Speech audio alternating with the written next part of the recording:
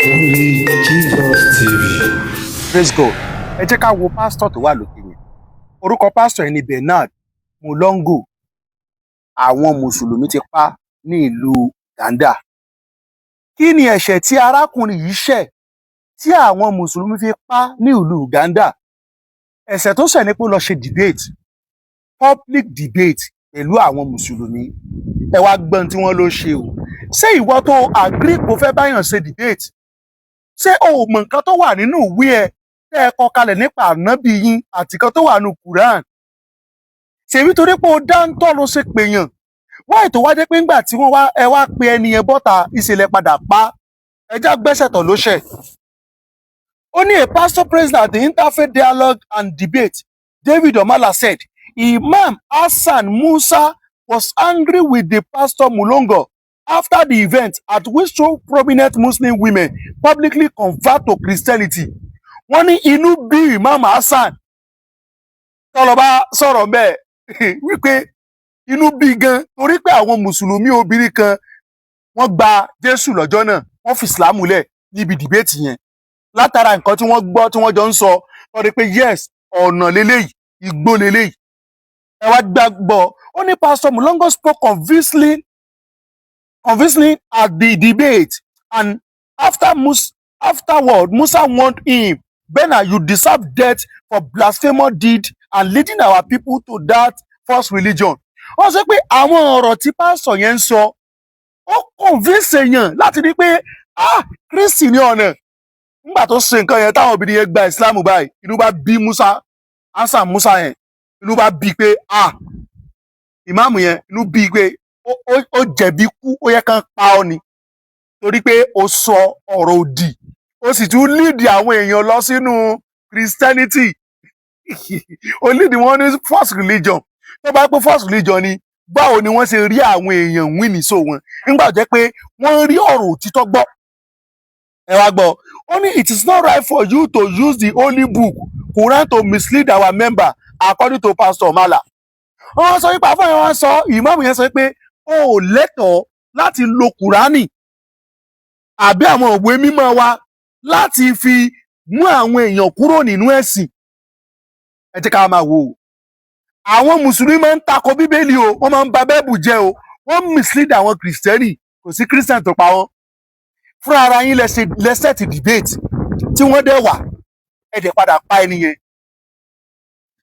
Òun lẹ́sẹ̀ ni pé àwọn ọmọ kan wà lórí social media ní ọwọ́ tó wọ́ọ̀lù ending last year, early this year, tó ń pariwo come out of public debate, come out of public debate. Tí mò ń sọ fún ẹ pé ń tẹ́ ẹ bá fẹ́ sọ ẹ wá sọ online, and also àwọn ọ̀gá yín mo bá láyè mi ì lè decide time debate fẹ́ yìí, ìṣe ni kẹ́ wá join, kẹ́ wá sọ̀rọ̀ nǹkan tẹ́ bá fẹ́ sọ.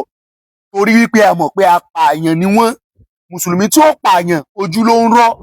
Tẹ́ ẹ bá lọ wo tẹ̀fsírì Quran chapter 8 verse 31, arákùnrin kan tí wọ́n pè ní Anadiri ń bẹ̀. Bóun náà ṣe máa expose Muhammad nìyẹn, wọ́n padà pa á ní lọ́jọ́ tí Muhammad lọ dá wọn lọ́nà ní Badri. Tẹ́ ẹ bá lọ wo Kitab al-Tabaqat al-Kabir volume 2 page 31, ó ní mo ń display ojú screen yẹn. Abu Afak, bàbá 120 years, tóun náà máa expose Muhammad torí Júù ni wọ́n bá ń parọ́ fún wọn, tó máa expose Muhammad. Muhammadu ó padà rán àwọn sàhábà tí wọ́n lọ pa ni. So anybody tó bá ti expose Islam àbó expose Muhammadu, wọ́n lẹ́tọ̀ọ́ àti gbórí ilẹ̀ ayé mọ́. Lórúkọ Jésù, a ò ní pàdánù ìjọba Ọlọ́run o. So ẹ̀yin èèyàn wa, àṣírí Islam òun lẹ̀ ń rí yẹn o. Ẹ̀sìn wọn máa ń gbé èèyàn pa ni tí àṣírí wọn bá ti tú.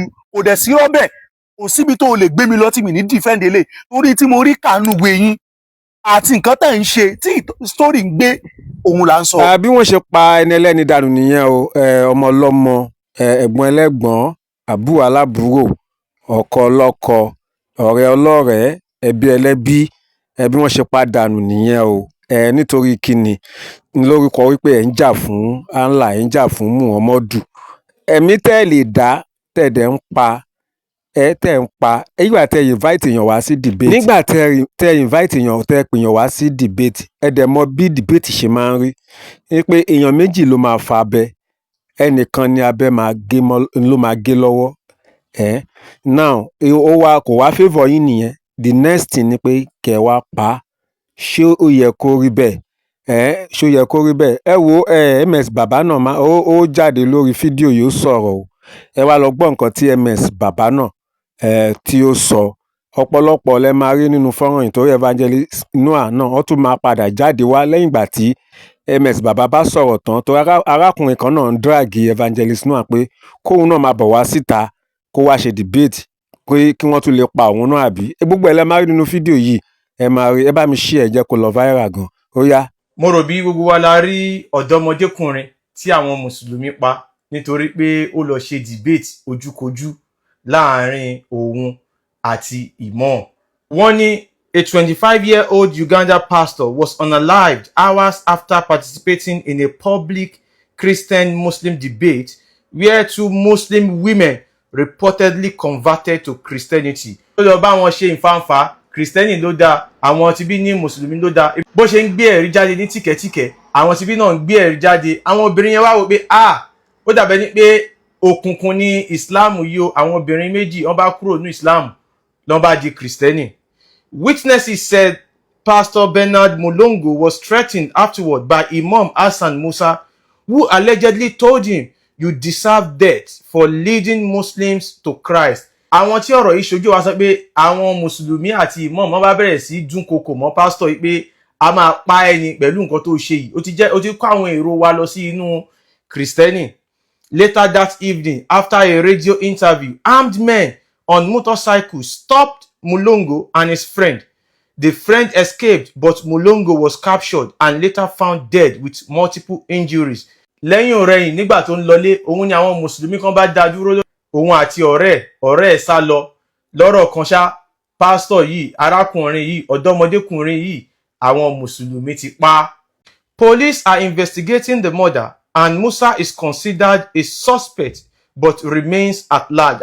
Àwọn agbófinró ń ṣèwádìí àmọ́ wọ́n ti rí i pé ìmọ̀ọ̀mù òun ni ó pẹ̀lú àwọn tí ó ṣekú pa arákùnrin yìí. Ẹ̀yin èèyàn wa, ìdí nìyí tá fi ń sọ fún yín wípé ẹ lọ dira.